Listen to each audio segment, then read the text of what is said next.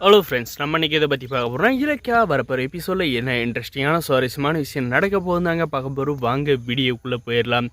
நம்மளுடைய இலக்கியாவும் கௌதம் பார்த்தீங்கன்னா அந்த ஷர்மிளான்ற அட்வொகேட்டை வந்து மீட் பண்ணி இந்த ஆஞ்சலிகையிலேருந்து எழுதி வாங்கின ஒப்புதல் பத்திரத்தை வந்து கொடுக்குறாங்க. அதுவுமே வந்து பத்தாவது இலக்கியா அவள் வந்து கண்டிப்பாக வந்து கோர்ட்டில் வந்து கார்த்திக் கூட வந்து எனக்கு வந்து வாழ வந்து விருப்பம் இல்லை அப்படின்ற மாதிரி வந்து சொன்னால் மட்டும்தான் வந்து மியூச்சுவல் டிவோர்ஸ் வந்து கொடுப்பாங்க, இல்லைனா பெரிய சிக்கலாயிரும் அப்படின்ற மாதிரி வந்து சொல்கிறாங்க. என்ன மேடம் இந்த ஒப்புதல் வாக்குமூலம் வந்து இந்த ஒப்புதல் லெட்டர் வந்து போதாது அப்படின்ற மாதிரி வந்து கேட்டதுக்கு கண்டிப்பாக இது போதாது, அவங்க வந்து வாய் மூலமாக சொல்கிற வாக்குமூலத்தை மட்டும்தான் வந்து ஏற்றுக்குவாங்க. கோர்ட்டில் வந்து அவங்க சொல்லிட்ட பாரு கோர்ட்டு ஒரு பத்திரம் தரும், அதில் வந்து கையெழுத்து போட்டால் மட்டும்தான் அந்த டிவோர்ஸ் வந்து செல்லும் அப்படின்ற மாதிரி வந்து சொல்கிறாங்க. அதுக்கப்புறம் பார்த்திங்கன்னா நம்ம இலக்கியம் வந்து என்ன சொல்கிறாங்கன்னா, சரிங்க மேடம் அது ஒன்றும் பிரச்சனை இல்லை, கண்டிப்பாக வந்து அவளே வந்து கோர்ட்டில் வந்து கார்த்திக் வந்து டிவோர்ஸ் கொடுக்குறன்னு வந்து ஒத்துக்குவா அப்படின்ற மாதிரி வந்து சொல்லிவிட்டு அந்த இடத்துல வந்து நம்மளுடைய இலக்கியாவும் கௌதம் வந்து கிளம்புறாங்க.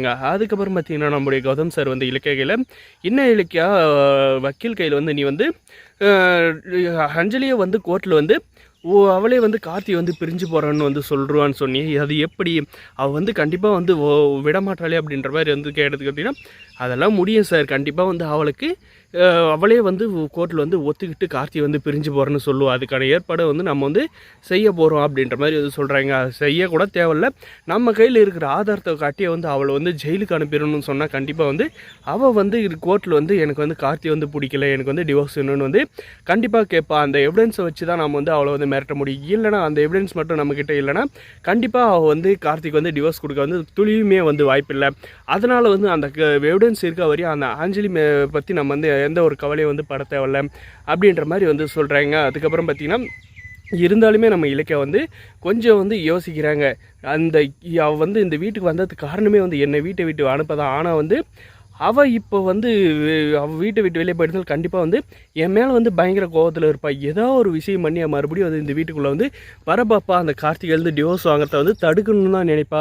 அதனால் வந்து கண்டிப்பாக வந்து அது வந்து நடக்க விடக்கூடாது, கார்த்திக் வந்து அவளே வந்து கோர்ட்டில் வந்து டிவோர்ஸ் கொடுக்கணும், அதுக்கப்புறம் பார்த்திங்கன்னா நம்மளே வந்து கார்த்திக் ஒரு நல்ல பொண்ணாக பார்த்து கல்யாணம் பண்ணிக்கணும் அப்படின்ற மாதிரி வந்து நம்ம இலக்கிய வந்து சொல்கிறாங்க.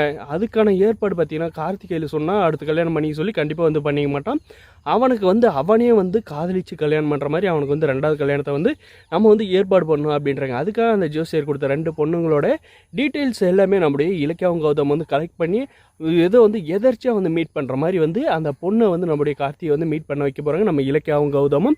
வரப்போகிற எபிசோடில் இதெல்லாம் தாங்க நடக்க போகுது. இந்த வீடியோ பிடிச்சிருந்து லைக் பண்ணுங்கள், மறக்காத நம்ம சேனல் வந்து சப்ஸ்கிரைப் பண்ணாதான் மறக்காத சப்ஸ்கிரைப் பண்ணி அந்த பெல் ஐக்கனை வந்து கிளிக் பண்ணி வச்சுக்கோங்க, அப்போ தான் நம்ம போடுற வீடியோ எல்லாமே வந்து உங்களுக்கு உடனுக்குடனே வந்து தெரியும். தேங்க்ஸ் ஃபார் வாட்சிங் கைஸ், முடிஞ்ச வரைக்கும் ஸ்கிப் பண்ணாத பாருங்கள்.